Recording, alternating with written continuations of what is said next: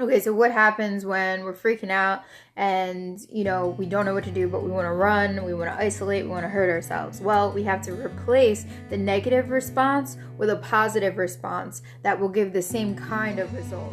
So now the next time that you feel like you want to go crazy and lose your wig, that you do something positive. You have to replace the negative self-harm with something positive but has the same.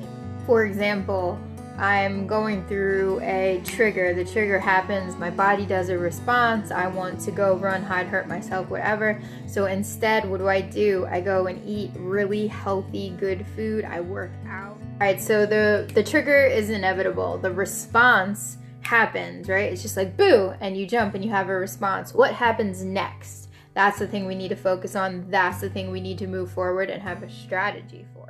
Dealing with suicidal thoughts is turmoil, and clearly you don't really want to kill yourself. You just wish that your situation that you're going through was better, that life was better, that you didn't have to feel that way.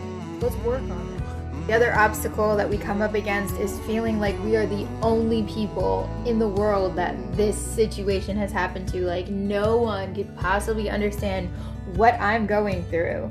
But really, that's not the case.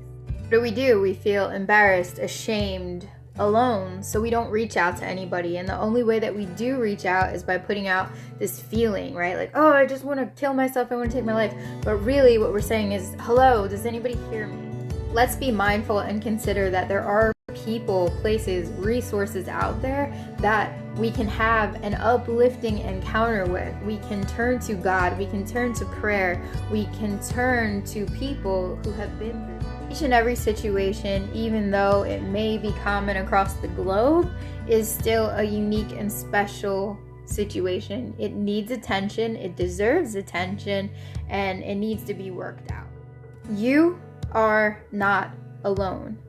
You are special, you're unique, you're worthy of forgiveness, you're worthy of removing shame, guilt, and condemnation, and you are worthy of freedom. The things that happened to you were real. They were very real, but you don't have to live with them as chains holding you back from being free and from living a life in happiness.